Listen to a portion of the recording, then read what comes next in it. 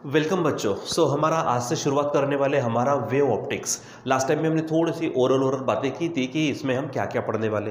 तो इसमें से हमारा जो पहला टॉपिक आता है वो है हमारा Newton's corpuscular theory. Newton's corpuscular theory. अब ये जो न्यूटन्स कॉर्पस्कुलर थ्योरी क्या है, ये लाइट के संबंध में न्यूटन ने अपनी थ्योरी सामने रखी।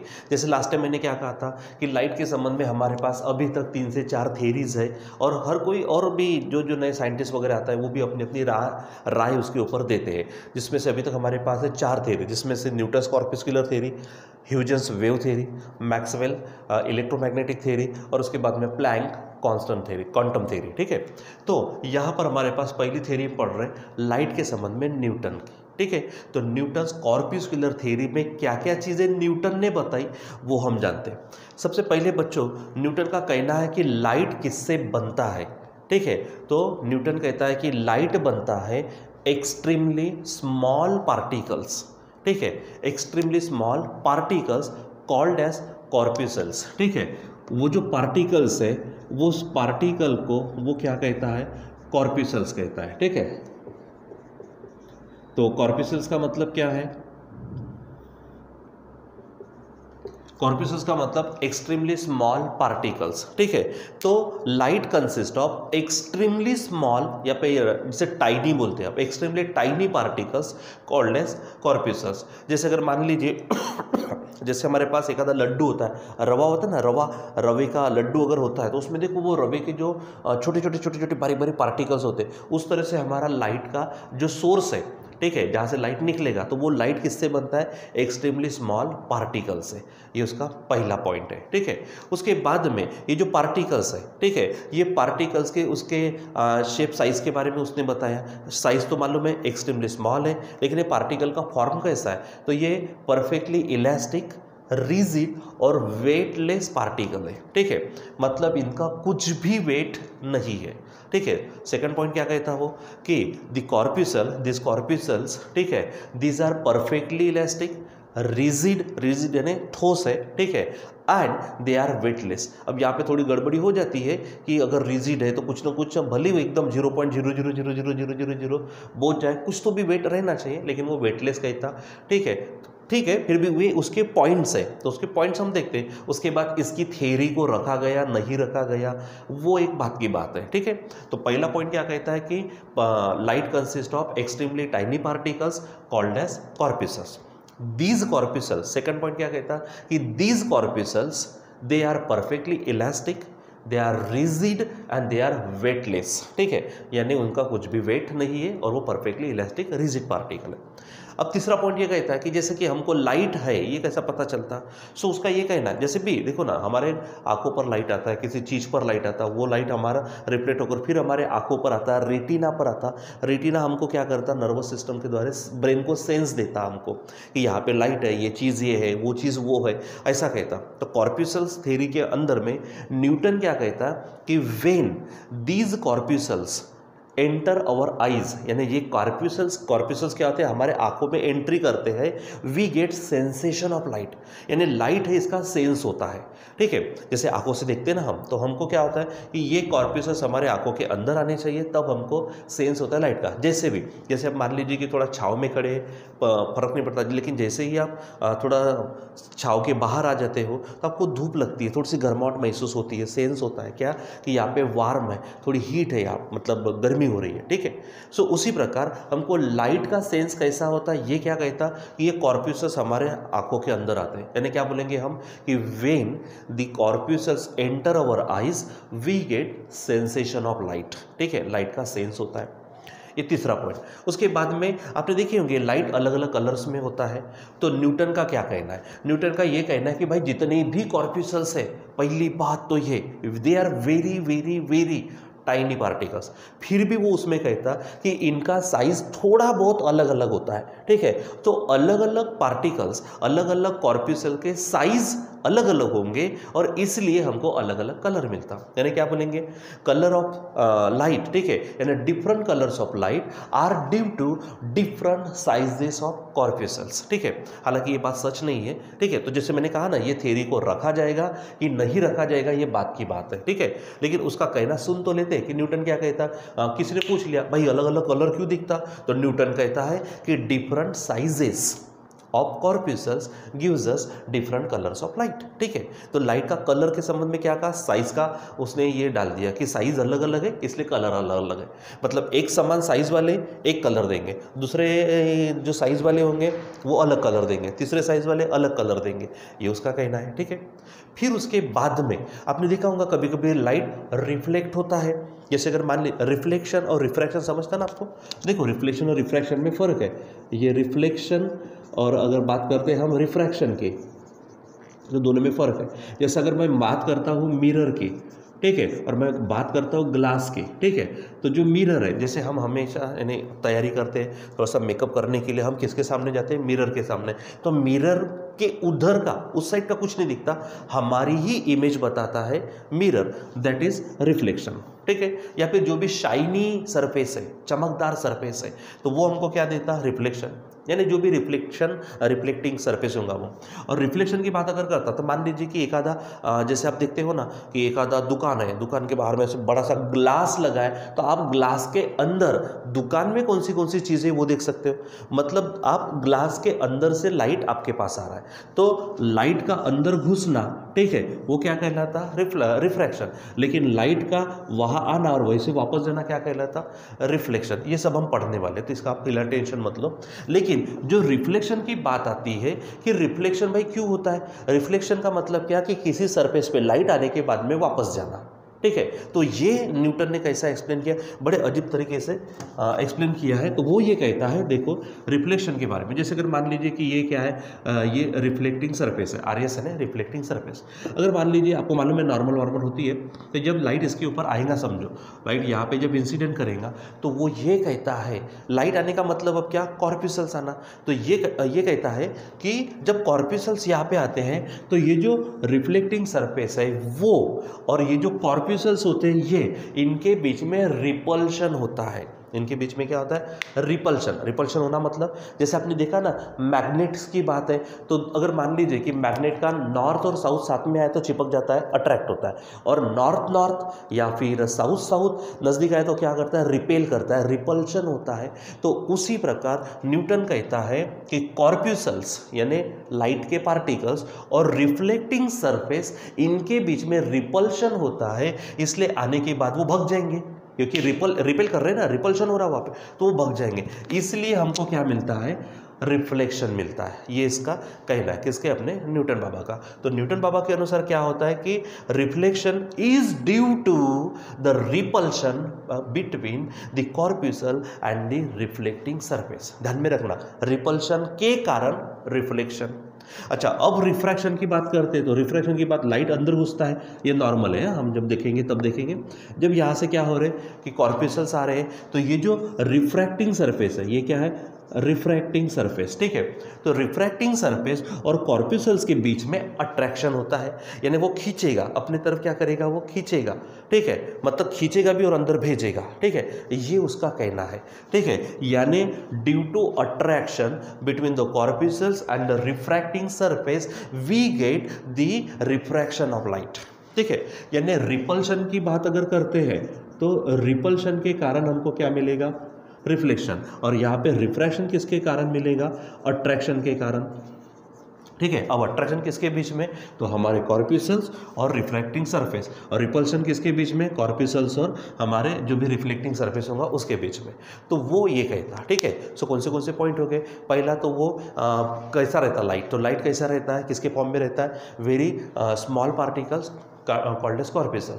हमको सेंसेशन ऑफ लाइट क्या होता है, जब वो कॉर्पस्कल्स हमारे आंखों में आते हैं तो सेंस मिलता है। डिफरेंट कलर्स क्यों है, तो डिफरेंट साइजेस है। उसके बाद में वो रिजिड है, परफेक्टली इलास्टिक है, वेटलेस है वो। तो उसके बाद रिपल्शन के कारण रिफ्लेक्शन, अट्रैक्शन के कारण रिफ्रैक्शन, ऐसा वो कहता। फिर वो एक दो बात और भी कहता है कि जैसे आपको मालूम है ना, डेंसर मीडियम और रेयरर मीडियम। जैसे कि एयर लिया तो वो रेयर हो गए, और ग्लास ले लिया तो वो डेंसर हो गया।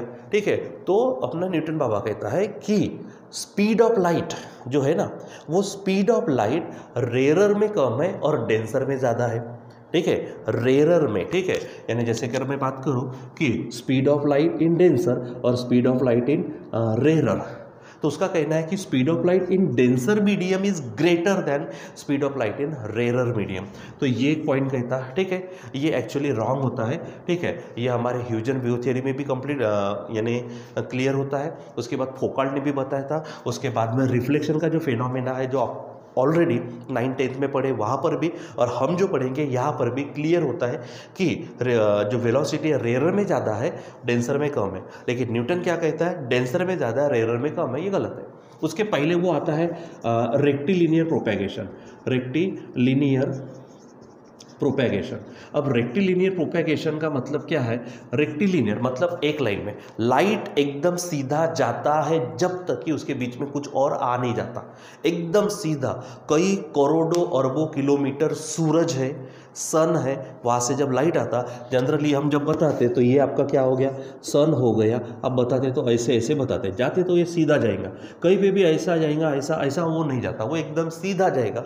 तो वो उसको कहते हैं रेक्टिलिनियर प्रोपेगेशन। लॉन्ग डिस्टेंस तक, ठीक है, एक लाइन में प्रोपेगेट होना यानी रेक्टिलिनियर प्रोपेगेशन। ठीक है, जैसे मान लीजिए मैंने क्या किया, एक आधा ऐसा पत्थर फेंका तो कुछ देर तक, कुछ दूरी तक क्या होगा, वो सीधा जाएगा। फिर ग्रेविटी उसको अपने आप खींचेगी खींचेगी खींचेगी, वो अपना पाथ क्या करेगा, जैसे अगर मान लीजिए ऐसा ऐसा जा रहा, ठीक है, करते करते करते फाइनली वो नीचे आएगा। तो ये सीधी लाइन नहीं है, लेकिन लाइट हमेशा कैसा जाएगा, सीधा, जिसको बोलेंगे रेक्टिलिनियर प्रोपेगेशन।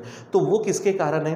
तो रेक्टिलिनियर प्रोपेगेशन के बारे में ये कहता है कि पहली बात क्या है कि इसके हाई स्पीड है। आपको मालूम है ना स्पीड ऑफ लाइट कितनी है? तो स्पीड ऑफ लाइट 3 × 10⁸ मीटर पर सेकंड, मतलब करीबन 3 लाख किलोमीटर एक सेकंड में।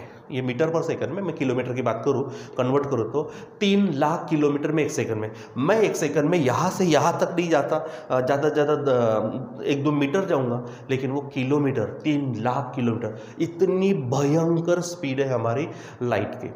ठीक है, तो वो इतने किलोमीटर पर सेकेंड होने के कारण, दूसरी बात वेटलेस है। अगर वेट होता तो ग्रेविटी उसको क्या करती, इस तरह के पाथ में कन्वर्ट करने की कोशिश करती, लेकिन वेटलेस है, यानी मास की बात नहीं, वेट की बात ही नहीं है, तो एकदम सीधा जाएगा।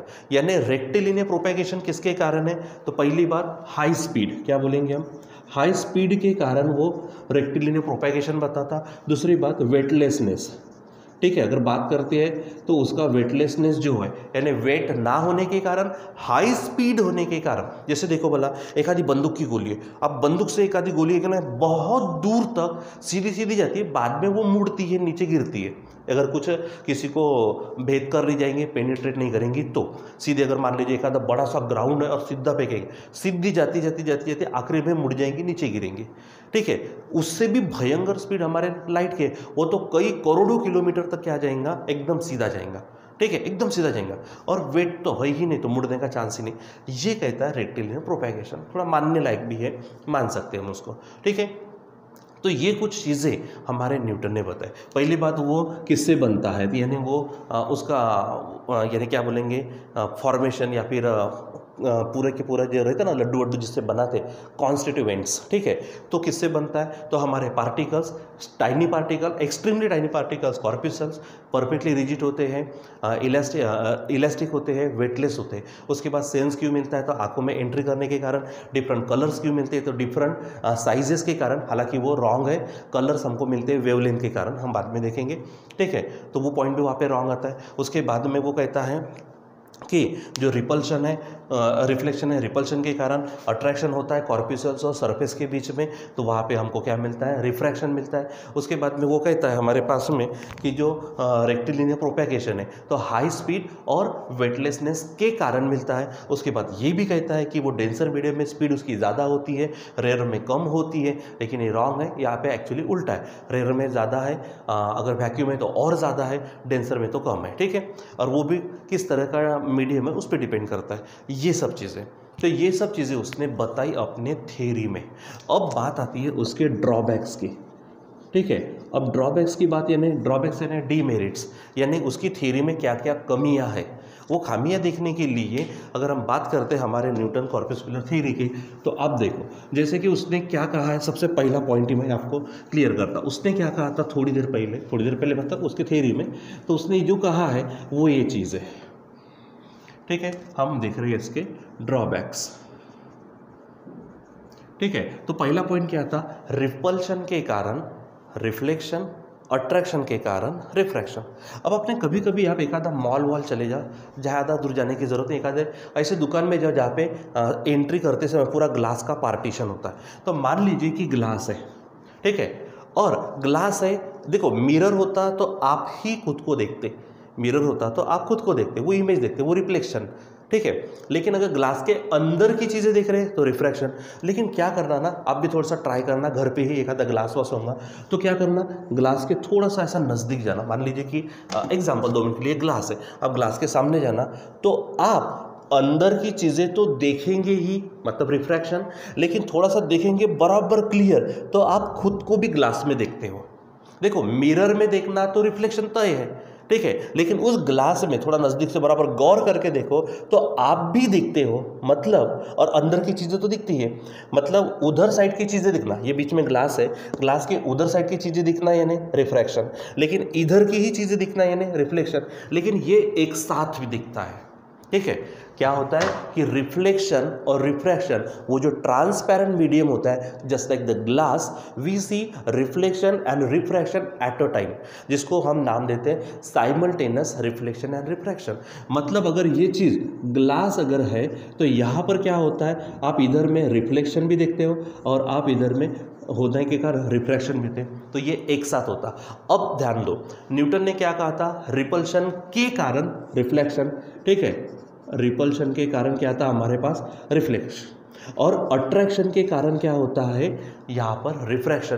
तो मेरे भाई आप ही बताओ, कोई एक मीडियम जो कॉर्प्यूसल्स है, या तो उसको रिपेल करेंगे, रिपल्शन बताएगा, या तो उसको अट्रैक्शन करेंगे। ऐसा कैसा होगा कि वो एक ही चीज़, ठीक है, अट्रैक्ट भी करेंगी और रिपेल भी करेंगी, ऐसा कैसा होगा, ठीक है। या तो वो अट्रैक्ट करेगी या तो वो डायरेक्ट रिपेल करेंगे, ठीक है। लेकिन यहाँ पर तो हमको दोनों चीज़ें दिखती ना, रिफ्लेक्शन भी दिखती है, रिफ्रैक्शन भी। तो रिफ्लेक्शन के कारण, रिफ्लेक्शन किसके कारण है, रिपल्शन के, ठीक है। रिफ्रैक्शन किसके कारण है, अट्रैक्शन के। तो जो सरफेस इस कॉर्पस्कुलर्स यानी जो भी पार्टिकल्स है उसको रिपेल करेंगे तो अट्रैक्ट नहीं करेंगे, अट्रैक्ट करेंगे तो रिपेल नहीं करेंगे। और ये फिनोमेना हम डे टू डे लाइफ में देखते हैं। आप घर पे देख लो, एक आधा ग्लास के सामने चले जाओ, ग्लास के उधर की भी चीज़ें दिखेंगी। ग्लास यानी वो ऐसा गिलास वाला ग्लास नहीं, पानी वाला, थोड़ा सा अच्छा वाला ग्लास लेना एक आधा, ठीक है।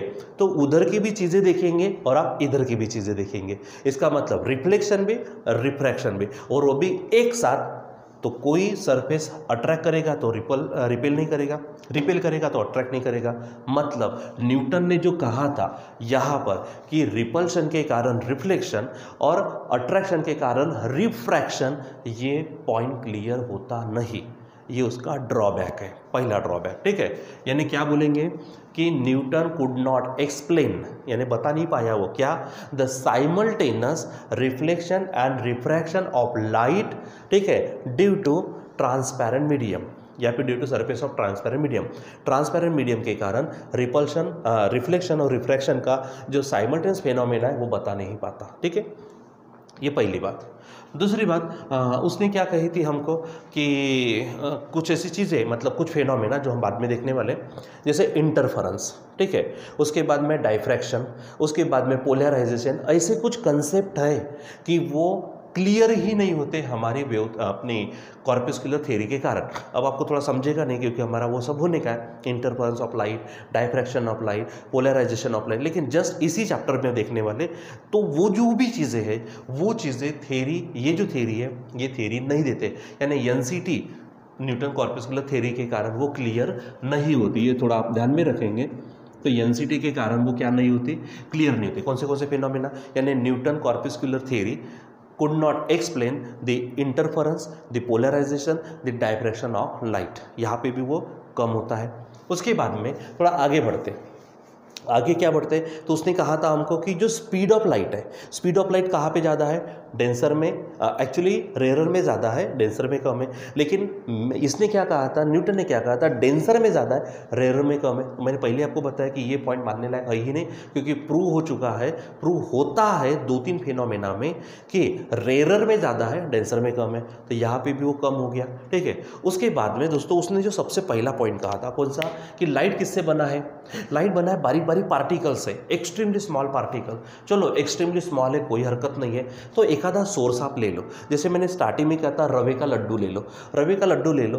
अब लाइट बाहर जा रहा, तो लाइट किसके फॉर्म में बाहर जा रहा, लाइट बाहर जा रहा पार्टिकल्स के फॉर्म में, ठीक है। अब ध्यान दो, अगर मेरे पास रवे का लड्डू है, उसमें से एक एक पार्टिकल बाहर जाने लगे, ठीक है, तो मेरे बच्चों कुछ समय बाद, हो सकता कितना भी साल लगे, कितने भी दिन लगे, फर्क नहीं पड़ता, लेकिन वो जब पार्टिकल्स बाहर जाना चालू होंगे तो जो सोर्स ऑफ लाइट है उसका मास कम नहीं होगा। अरे हमारे लड्डू का साइज यानी उसका मास कम होगा ना, ठीक है। तो यहाँ पर भी होना चाहिए ना, क्या होना चाहिए कि अगर मान लीजिए कि जो सोर्स है, सोर्स में से लाइट निकल रहा है पार्टिकल के फॉर्म में, तो जब पार्टिकल जाएंगे जाएंगे जाएंगे, ठीक है, तो वहाँ पे क्या होगा, उसका मास कम होने को होना। लेकिन हमने कई सालों से देखा है, मेरे घर के ट्यूबलाइट, मेरा घर का जो लाइट है, सोर्स ऑफ लाइट है, उसका मास वास ना कुछ कम नहीं होता, यानी यहाँ पे भी बातें मानने लायक नहीं है, ठीक है। रही बात उसका जो वेवलेंथ, एक्चुअली उसने जो कलर बताए थे, कलर का तो कंसेप्ट मान ही सकते कि अलग अलग साइज है तो अलग अलग कलर, क्या मानने लायक बात है, एक्चुअली वो वेवलेंथ के कारण होता है, ठीक है। तो ऐसी उसकी जो खामियां है, ठीक है, इसी के कारण हमारी न्यूटन्स कॉर्पस्कुलर थ्योरी को निकाल दिया गया, रिजेक्ट कर दिया गया, डिस्कार्ड कर दिया गया, ठीक है।